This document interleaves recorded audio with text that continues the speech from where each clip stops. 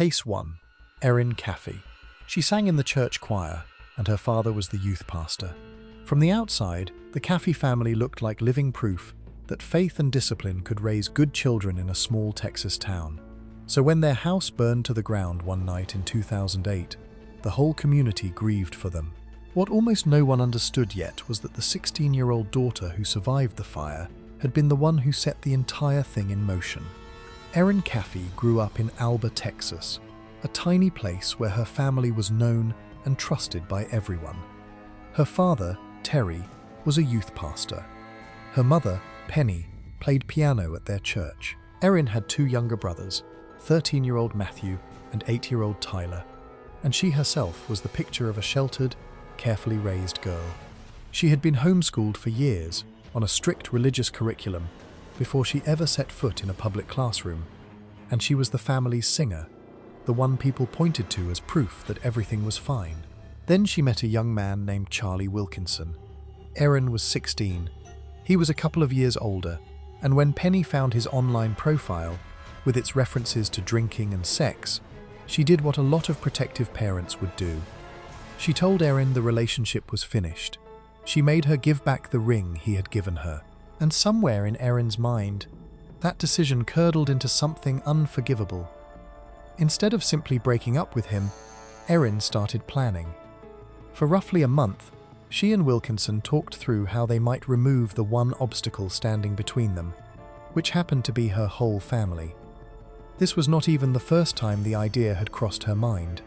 Investigators would later learn that she had earlier tried to talk a different young man into helping her get rid of her family, and that he had refused. Wilkinson did not refuse. He warned her at one point that if they went ahead, her little brothers would have to die too, because the boys could identify him. Erin's answer, according to what investigators pieced together later, was that she did not care.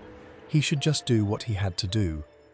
In the early hours of a March morning, Wilkinson and another young man, 20-year-old Charles Wade, went into the Caffey home, while Erin and a fourth person, Wade's girlfriend, waited in a car parked down the road. What happened inside that house is the part of this story that does not need to be walked through in detail.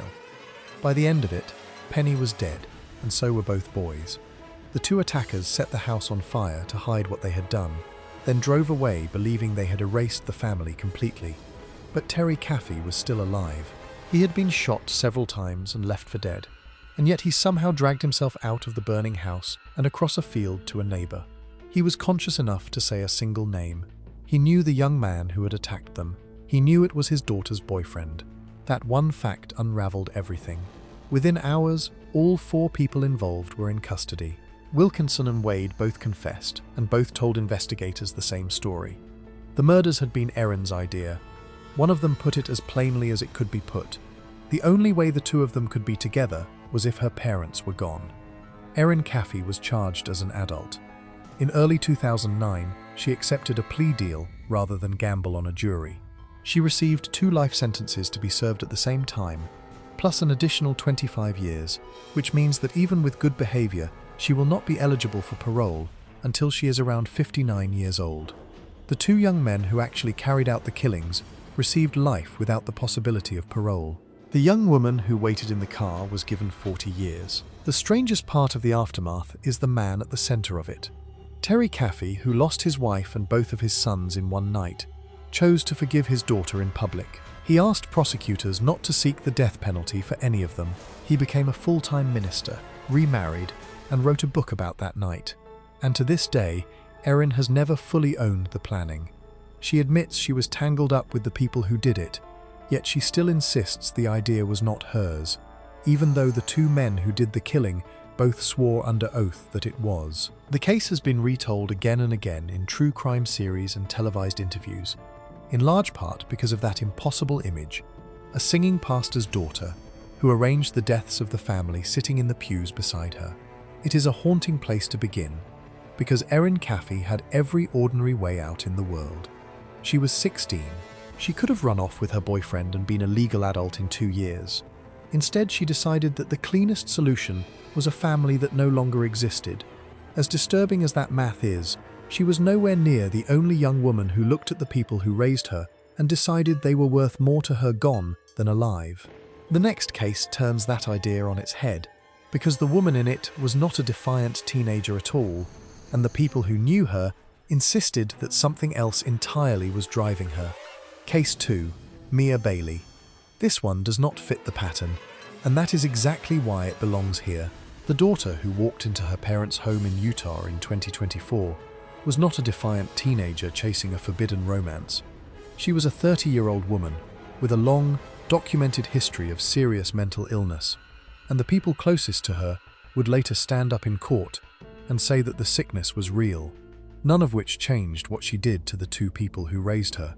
Mia Bailey was the youngest child of Joseph and Gail Bailey, a couple who had spent their lives working hard and raising their family in southern Utah. Joseph, who was 70, had worked for years as an engineer on tugboats. Gail, 69, had built her life around the home. By every account that came out later, they had stood by their child through years of deepening psychiatric trouble. Mia carried diagnoses that included severe autism and schizophrenia, and in the period before the killings, she had been struggling badly with paranoia, delusions, and hallucinations. In fact, only a short time before that day, Mia had checked herself into a mental health facility because of those exact symptoms. She was discharged after 3 days.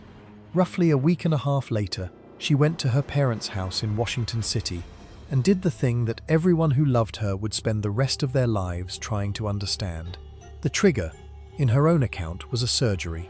Mia had a gender transition operation scheduled for that summer. Insurance would cover only part of the cost, and she had expected her parents to help pay for the rest. When her mother stood in the way of it, after years of conflict that had already worn the family down, something in her gave way. On a June day in 2024, Mia forced her way into the home and opened fire, killing both her father and her mother. She did not stop with them. Her brother and his wife were also in the house, and when they locked themselves in a bedroom to survive, she fired a round straight through the door. They were not hit. They lived to tell investigators what had happened, and to confirm the hardest detail of all, which was that the person who had just killed their parents was the family's own child. When the first officers reached the house, they found the front door open and both Joseph and Gail dead inside. It was family members who had to tell police that the person responsible was the victim's own grown child, a sentence no parent should ever have to generate. What followed was an overnight manhunt across the area. Police eventually spotted her near a park in St. George. She threatened to take her own life, then ran into thick brush, and a tense standoff dragged on through the night while officers tried to talk her down. By the next morning, after they had contained the area and negotiated with her for hours, she finally surrendered. In a recorded interview with detectives, Mia laid out a motive that was as cold as it was tragic. She said she had decided to kill her parents after her mother interfered with the surgery, and she described years of family conflict that had left her feeling she had to either end her own life or end theirs. She told investigators that she had made certain they were dead, and she said, without flinching, that she would do it again. She was originally charged with 11 separate felony counts, including multiple counts of aggravated murder. Even behind bars, the trouble did not stop, and while she was awaiting trial, she was accused of assaulting corrections officers. She was evaluated and found competent to stand trial, and once that door closed, a plea became the only realistic ending. In late 2025, she pleaded guilty and mentally ill to 2 counts of aggravated murder and 1 count of aggravated assault. That kind of plea acknowledges both that she committed the crimes and that she was seriously mentally ill when she did. In December of 2025, she was sentenced to 25 years to life on each of the 2 murder counts, and the judge ordered those sentences to run one after the other rather than together. On top of that came up to 5 more years for firing at her brother. In practical terms, she will spend decades behind bars before the parole board even considers her, and very possibly the rest of her life. What makes this case linger is the way her surviving brothers spoke at the sentencing. They did not paint their parents as monsters or their sister as pure evil. They described Joseph and Gail as devoted people who had supported their child through years of illness, and they talked about a mother and father who never gave up on her. One of the brothers said the mental illness was not an excuse for what she had done, but that it was one of the painful truths of the whole story. Friends and neighbors raised money to bury a couple who, by every account, had spent their final years simply trying to keep their child alive. That is a more honest framing than most of these cases get, and it is worth holding on to, because the next daughter on this list had no such illness to explain her. What she had was a fortune to inherit and a plan to get to it faster. If these are the kinds of cases you cannot stop thinking about, do me a favor and subscribe. It is completely free, and it is the one thing that keeps these deep dives coming. Case 3. Suzane von Richthofen. Suzane had everything. A wealthy family, a private education, a place at a respected law school, and a future most people only dream about. And in the autumn of 2002, she decided that all of it was worth less to her than getting her own way. So she unlocked the door of her family's mansion and let 2 killers walk in. The case that followed became one of the most notorious in the history of Brazil. Suzane Louise von Richthofen was 18 years old, the daughter of a prominent family in São Paulo. Her father, Manfred, was 49, a German-born engineer who held a senior position at a state company. Her mother, Mauricia, was 50, a psychiatrist. Suzane was studying law and living a life of real privilege. She also had a younger brother named Andreas, who was 15. The trouble in her telling was love. She had started dating a young man named Daniel Cravinhos when she was about 15, and by the time of the murders they had been together for roughly 3 years. Her parents did not approve of him. He came from a poorer background, he used drugs, and they did not want him in their daughter's life. When Suzane pushed her father to buy an apartment where she and Daniel could live, he refused. He told her that she could do as she liked, but only if she earned her own money first. For a young woman who had never been told no in a way that stuck, that answer became the spark. What she built from there was not a moment of passion, it was a plan, thought through over weeks. On the night of the killings, her brother Andreas phoned her once their parents had gone to sleep, which was the signal. Suzane then took Andreas out of the house on purpose, dropping him at an internet cafe so he would be far away and safe. He was the one member of the family she chose to spare. She came back with Daniel and his older brother Christian. She switched off the home's alarm system, let the 2 of them inside, and walked upstairs herself to confirm that her mother and father were sleeping. She did not strike a single blow with her own hands. She did not have to. The 2 brothers went into the bedroom and attacked Manfred and Mauricia as they slept. Her mother woke during the attack and tried to fight them off before she too was killed.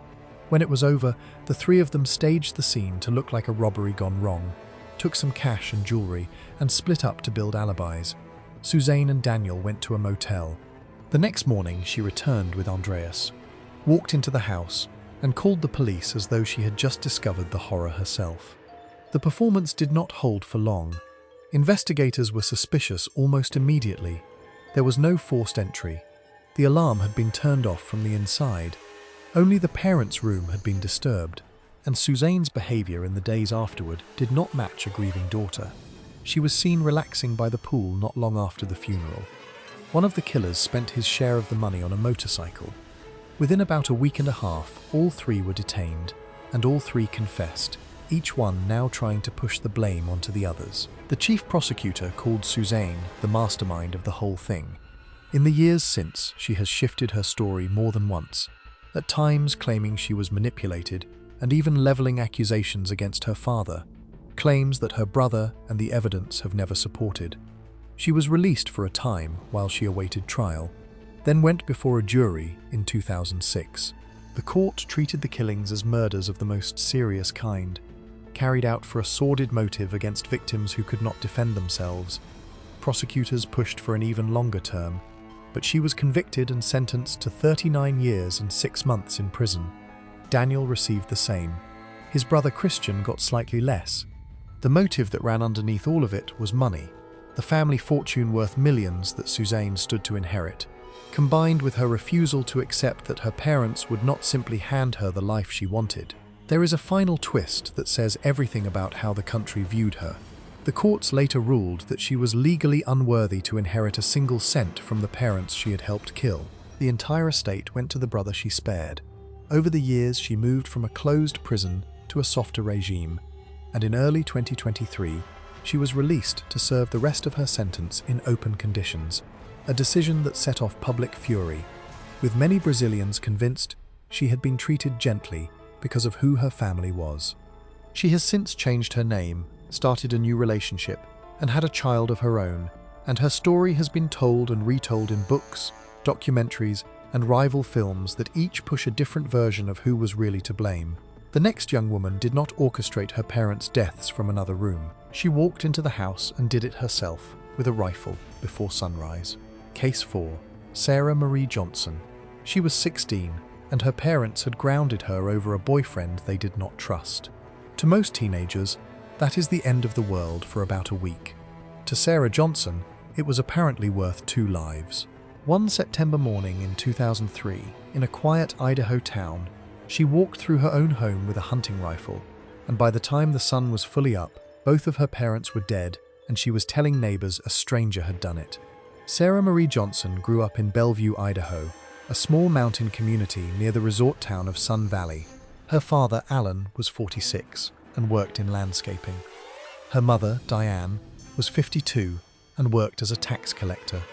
Sarah had an older half-brother who was away at the University of Idaho. From the outside, it was an ordinary, comfortable family, and Sarah was an ordinary teenage girl, right up until the conflict that consumed the last weeks of her parents' lives. That conflict had a name. Sarah was involved with a 19-year-old man named Bruno Santos, who had dropped out of school and whom her parents suspected of dealing drugs and running with the wrong crowd. They wanted the relationship over. In the days before the killings, Sarah had lied about where she was and been caught at his apartment. Her parents grounded her, took away her car keys, and warned that they would report Santos to the authorities over his involvement with their underage daughter. For Sarah, those threats were the line. By then, the arguments inside the Johnson home had become almost constant, and nearly all of them circled back to the same young man.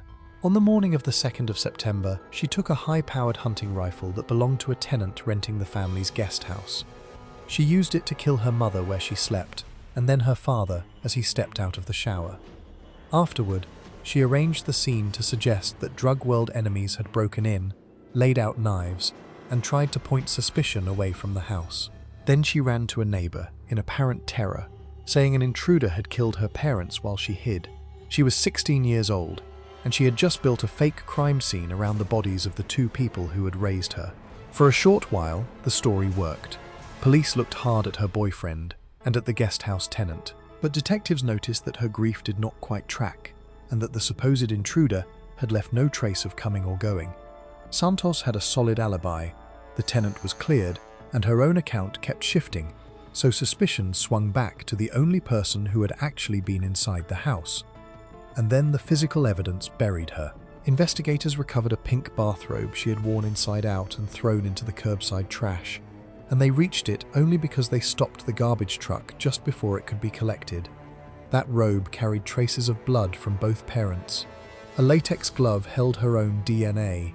A leather glove carried gunshot residue. A shower cap she had flushed was pulled back out of the plumbing. Unused rounds matching the rifle were found in her bedroom, and her socks were stained from the scene as well. Piece by piece, the staged robbery fell apart. The knives she had arranged meant nothing once the blood evidence pointed inward. There had been no intruder. There had only ever been a daughter, a borrowed rifle, and a grudge that had been building for weeks. The trial became the most expensive in the history of her county, with costs running past $1 million. She was tried as an adult. The case was moved to a courthouse in Boise, and the proceedings were broadcast on television, stretching on for about 5 weeks as the prosecution laid out the forensic trail, one item at a time. In March of 2005, a jury convicted Sarah Johnson of 2 counts of first-degree murder. She was sentenced to 2 fixed life terms with no possibility of parole, plus an additional 15 years for using the rifle. At her sentencing, one of her own relatives stood up and described her as a spoiled girl who thought only of herself, and the judge told her that if the death penalty had been on the table, she would have been a candidate for it.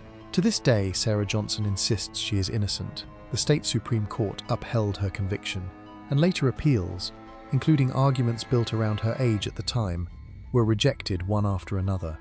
An Innocence Project took up her cause and pushed for new forensic testing of the evidence, hoping that modern methods might point to some other hand. But the courts turned those requests down as well. She remains in the women's prison in Pocatello, Idaho, still insisting that a stranger walked into that house while she slept, even as the physical evidence said the opposite. Her former boyfriend, the relationship that had set all of it in motion, was himself later convicted on drug charges. The next case is, in some ways, the closest any of these comes to wiping out an entire household. Except the two people who died were not this girl's parents. They were the grandparents who had taken her in when no one else would. Quick reminder before the next one. Hitting that subscribe button costs you nothing, and it tells me to keep digging into stories like these. Case 5. Holly Harvey. When Holly Harvey's mother went to prison, it was her grandparents who stepped in. They were an older, church-going couple, and they took the 15-year-old into their home and tried to give her structure. Within a few months, both of them were dead, and Holly and her girlfriend were racing toward the coast in the dead couple's truck. The note scrawled on Holly's arm read like a shopping list for the end of two lives. Holly Ann Harvey had a chaotic childhood.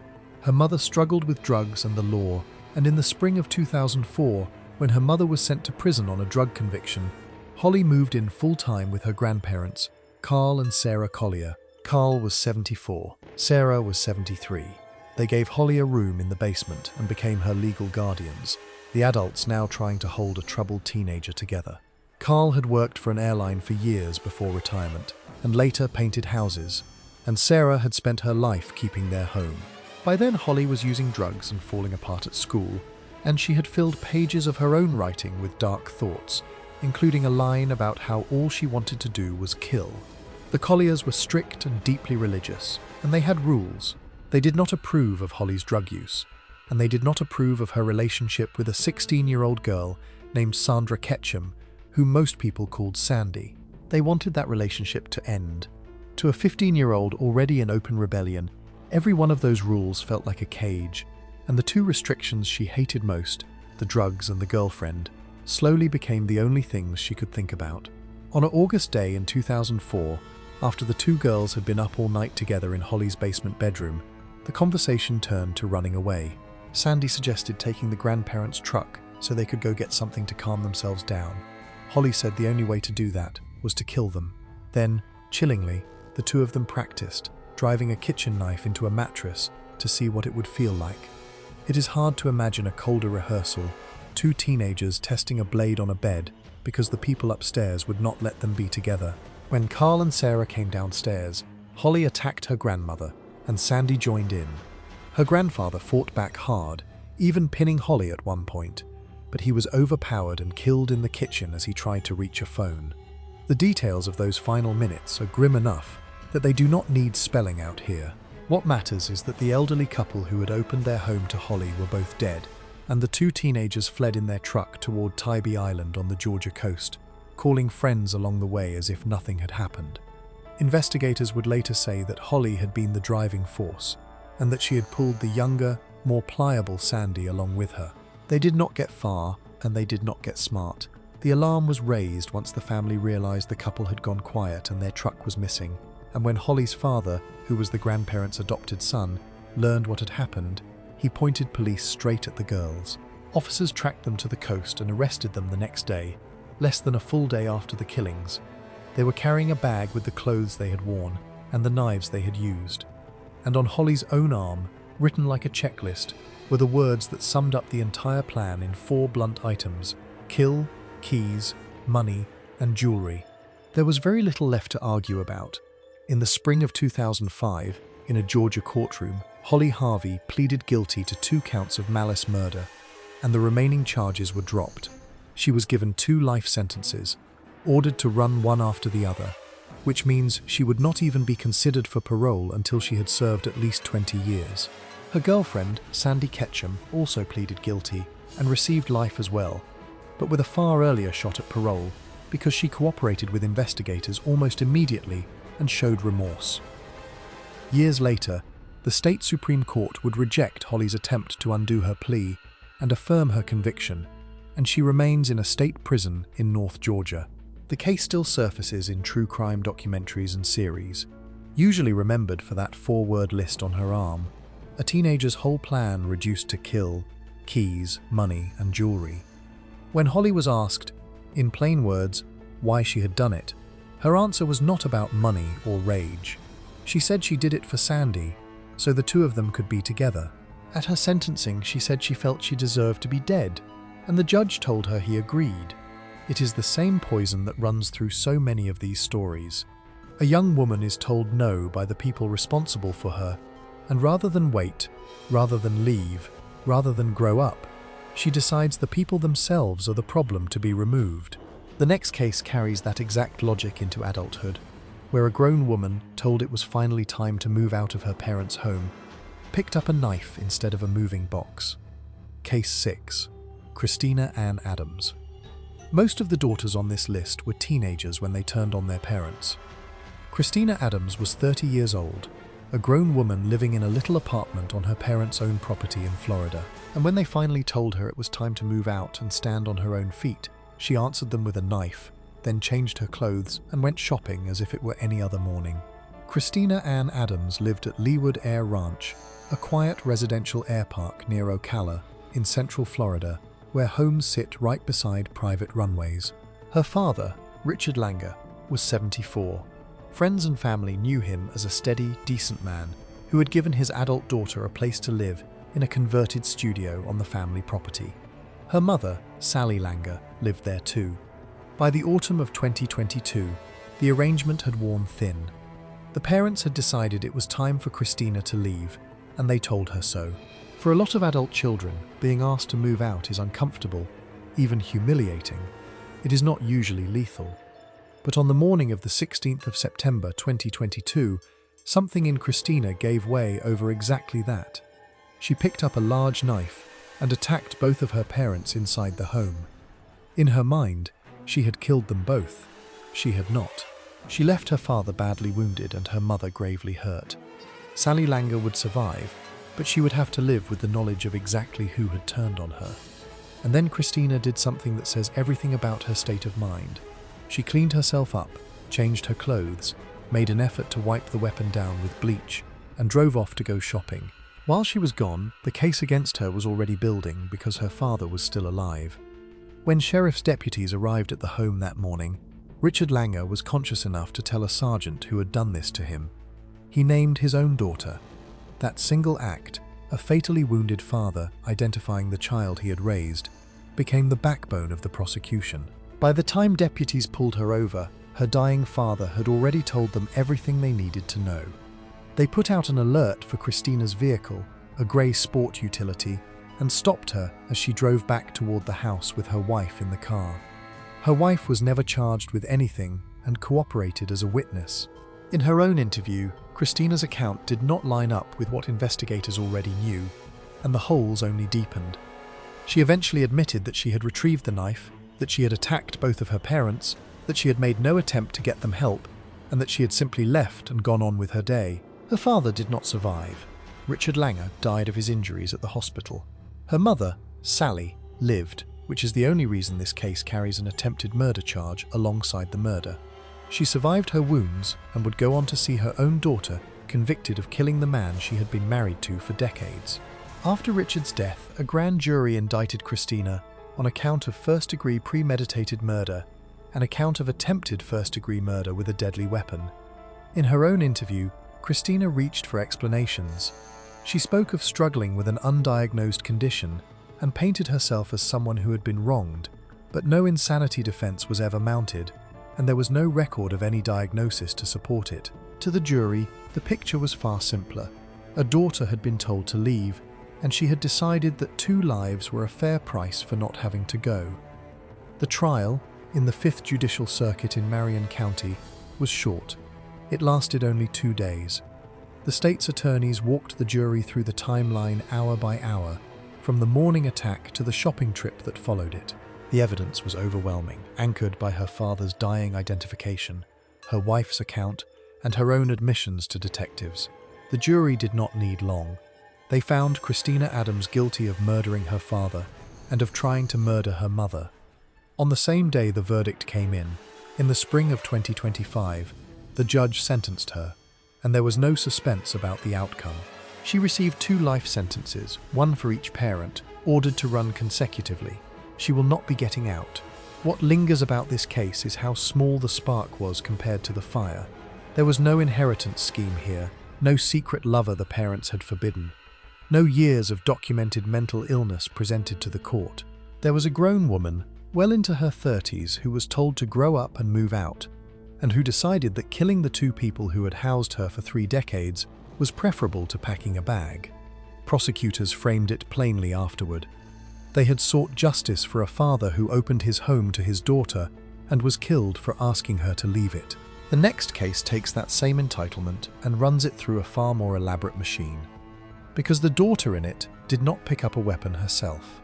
She hired men to do it, and she very nearly got away with the perfect lie. If you are still with me this far in, you are exactly who these videos are made for. Subscribe so you never miss the next case. Case 7.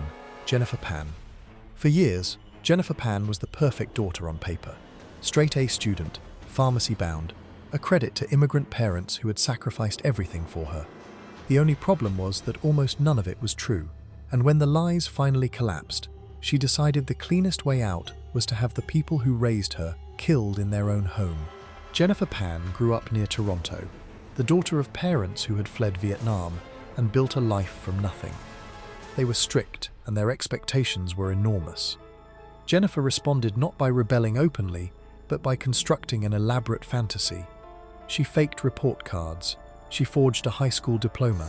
She pretended to attend university in the city, heading out each day as if she had classes, and coming home with invented stories, when in reality there was no university, no scholarship, none of it. She kept the fiction running for years, and her younger brother, who was away at school, had no part in any of it. When her father eventually discovered the truth, the walls came down.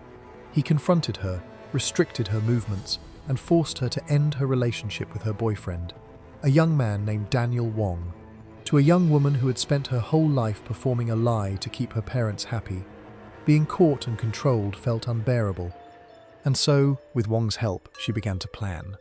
The plan was murder for hire, and each person in it had a role. Daniel Wong, the boyfriend at the center of everything, helped pull the scheme together and find the others. The men who eventually walked into the house were recruited through that chain. Hired strangers paid to make a daughter's problem disappear. Through Wong, Jennifer connected with men willing to do the job for money, with the understanding that once her parents were dead, she expected to inherit a great deal, a sum she believed could reach $500,000. On the night of the 8th of November, 2010, she left the front door of the family home unlocked and made a phone call to one of the conspirators. 3 armed men came inside. They took her mother and father down to the basement and shot them both. Then they left Jennifer upstairs, tied loosely to a banister, so she could play the part of the terrified survivor. It almost worked. Jennifer called the emergency line with her hands still bound, sobbing, describing a home invasion by strangers. Her mother, Bich Hapan, who was 53, died there in the house. Her father, Hui Hanpan, who was 57, was gravely wounded and left for dead. But he did not die.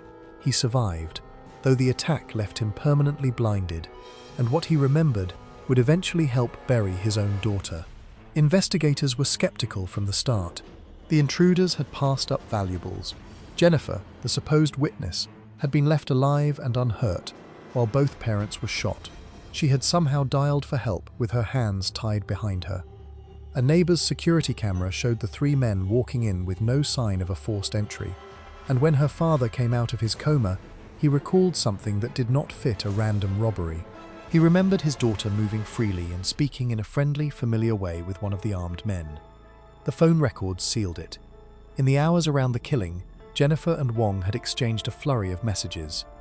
Under questioning, she eventually admitted she had arranged the whole thing, though she claimed the plan had been to have herself killed, not her parents. She was arrested and charged, along with Wong and the men they had recruited. At trial, after months of evidence, in 2015, Jennifer Pan was convicted of first-degree murder and attempted murder and sentenced to life with no chance of parole for 25 years. For most people, that would have been the end. but the case took a long road through the higher courts. The first trial, back in 2014, had run for the better part of a year before the convictions came down.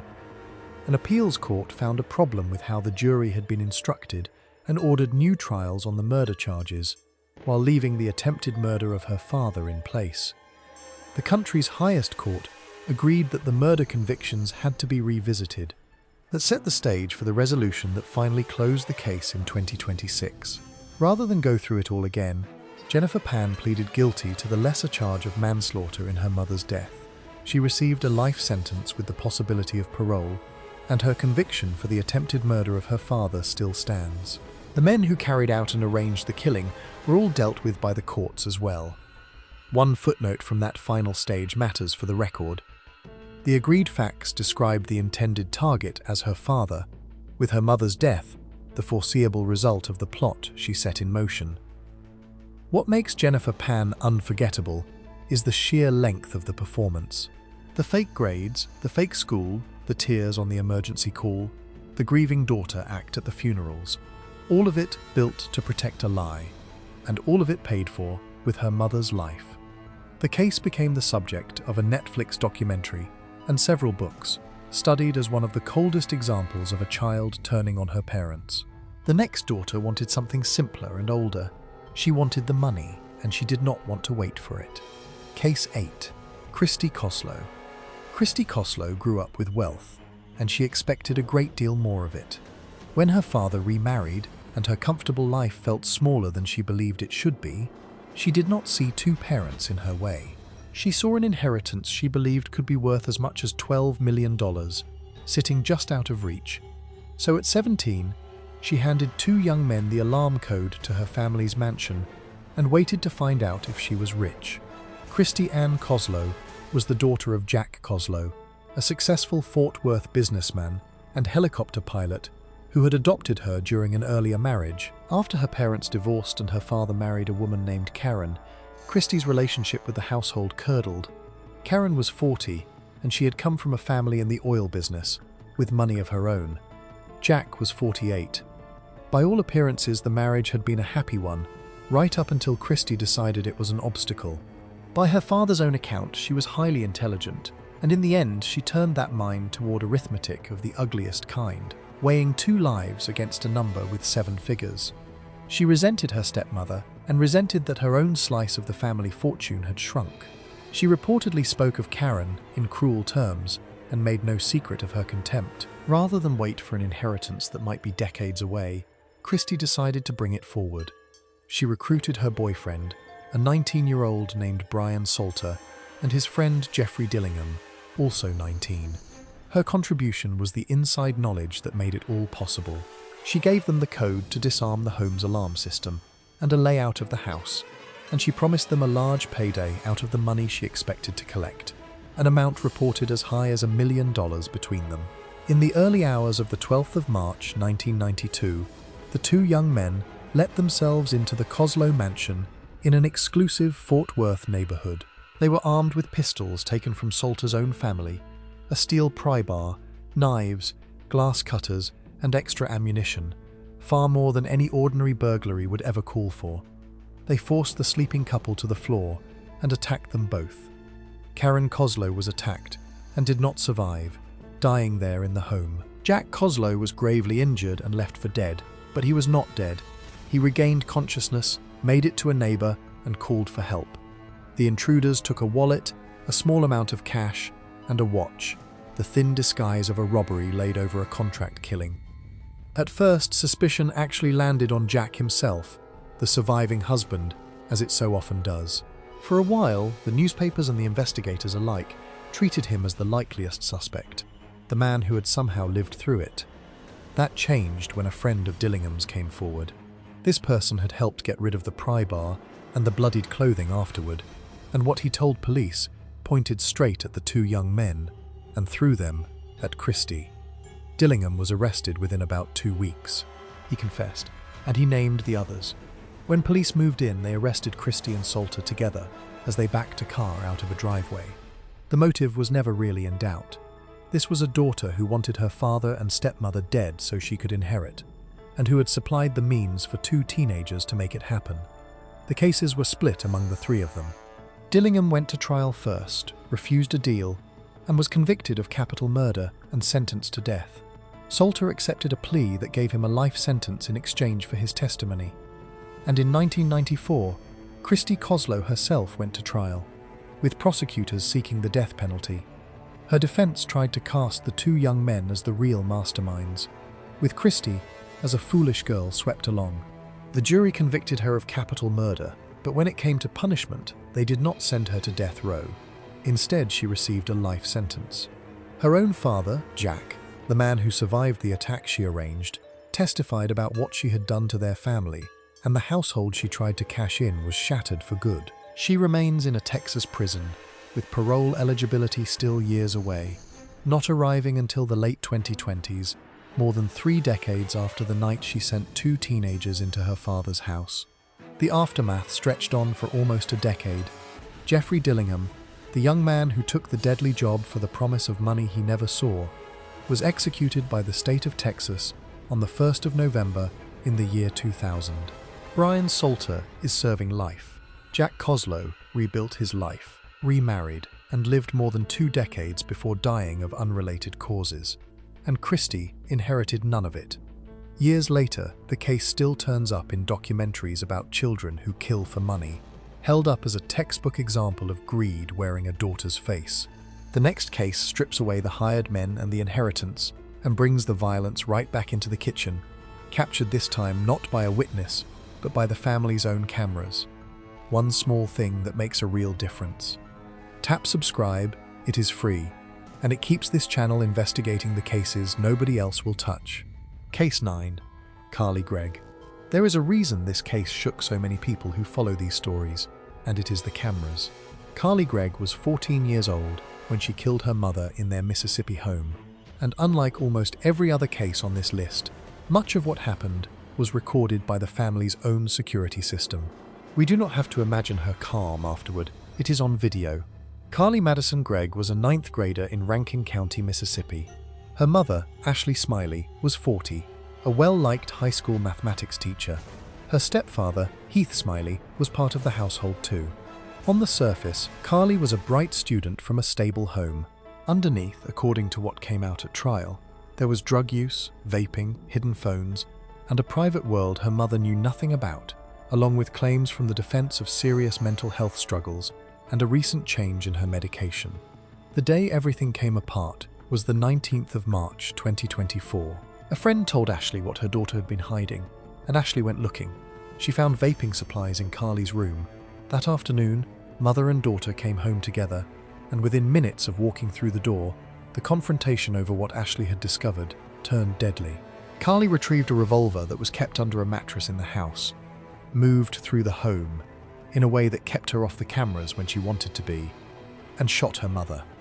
The footage even captured the sound of the gunfire, followed by a stretch of ordinary household quiet that the people in the courtroom would find almost unbearable to sit through.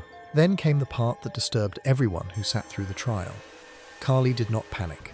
The footage and the evidence showed a teenager moving through the aftermath with eerie calm, even pacing the house with the weapon, then texting and playing with the family dogs. She messaged her stepfather from her mother's phone, telling him to come home. She invited a friend over and, according to testimony, asked the friend whether they had ever seen a dead body, telling them that her mother was in the next room. She spoke about having more shots waiting for her stepfather.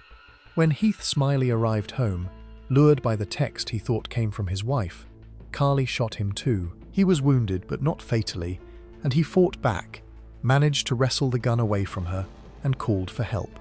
His survival, like the survival of the fathers in earlier cases, is the reason an attempted murder charge sits beside the murder, and the reason police had a living witness to what had happened in that house. The case went to trial in September of 2024, and Gregg was tried as an adult. Her lawyers argued that she had been in the grip of a mental health crisis, that she was not in control of herself, and they asked the jury to find her not responsible by reason of insanity. The prosecution countered with the video and with the testimony of mental health experts who concluded that, whatever her struggles, She understood that what she was doing was wrong. She had tried to cover her tracks. She had hidden from her own cameras. Even the expert called by her own defense conceded that she had tried to cover up what she had done. A psychiatrist for the state testified that, whatever was happening in her mind, she did not meet the legal standard for insanity, and that a recent change in her medication did not explain the killing. The district attorney told the jury plainly that she was dangerous, going so far as to call her evil. They did not take long. They rejected the insanity defense and found her guilty of murder, attempted murder, and tampering with evidence. The sentence was as heavy as the law allowed. Gregg was sentenced to life in prison for killing her mother, along with additional time for the attempt on her stepfather and for tampering with evidence. She had reportedly turned down a plea offer before trial that would have capped her exposure, and instead, she was left facing the rest of her life behind bars, all before she was old enough to drive. She is held in a unit for young offenders within the Mississippi prison system. Because of her age, the story is not entirely finished in the courts.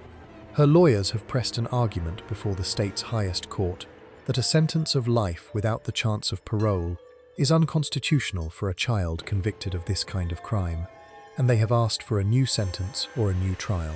Her maternal grandparents, together with the stepfather who survived the shooting, have since started a group arguing that a child should not be locked away forever for something she did at 14.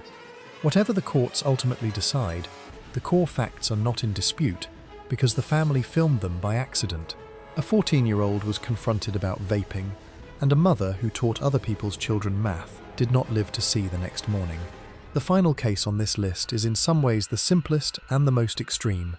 A daughter and her boyfriend who did not just kill her father, but tried to erase him entirely. Case 10.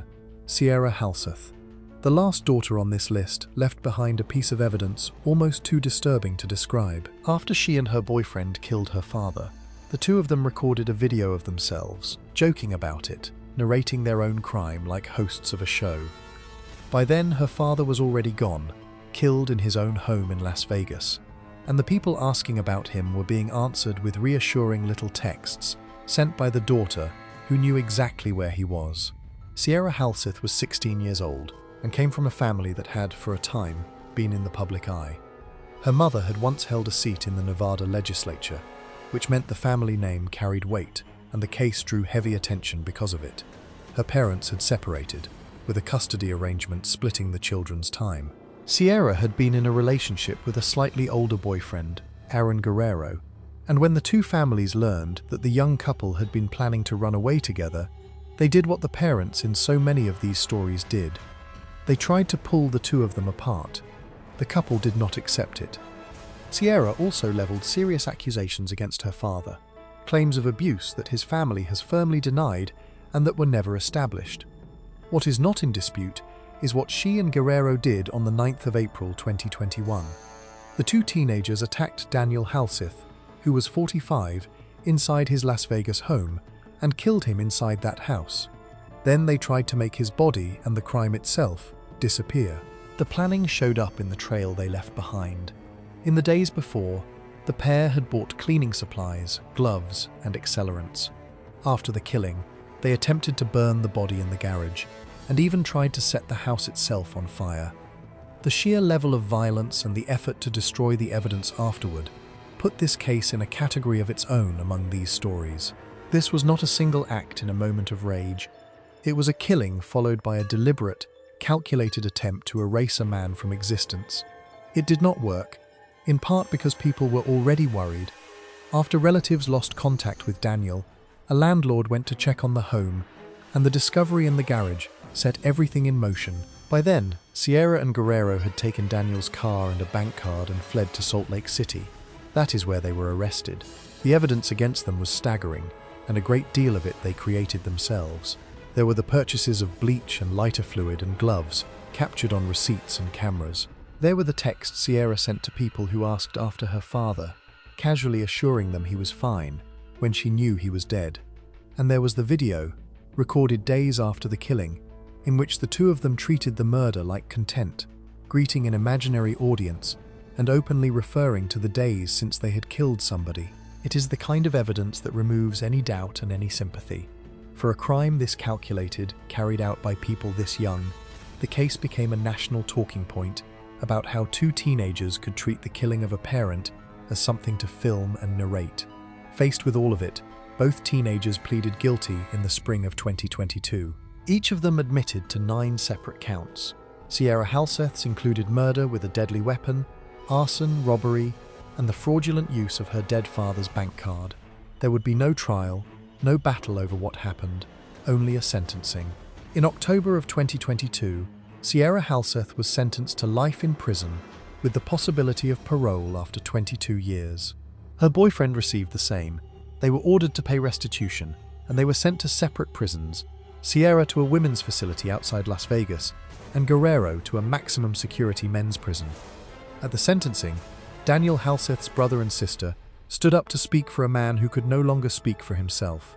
Guerrero, who later gave interviews blaming his actions on drug use and untreated mental illness, has said the two of them will have no further contact. Sierra Halseth will be able to ask for her freedom only after more than 2 decades behind bars, which means a girl who was 16 at the time will be approaching 40 before a parole board even hears her case. Daniel Halseth had been a father trying to hold on to his daughter through a hard separation, and that effort to keep her close was twisted into the very reason she gave for wanting him gone. His family was left to bury a man who had been killed by his own child and the boy she refused to give up. It is the coldest possible note to end on, and it is the same note that has played in every one of these cases. 10 daughters, 10 families, and in each one, a young woman who decided that the people who loved her were obstacles to be removed, rather than parents to be outgrown. Every one of these young women had a way out that did not end in a grave, and every one of them chose the unthinkable instead. That is the thread that ties all 10 of them together, and it is the part that should stay with you long after the names blur. If this is your kind of story, subscribe so the next investigation finds you, and I will see you on the next case.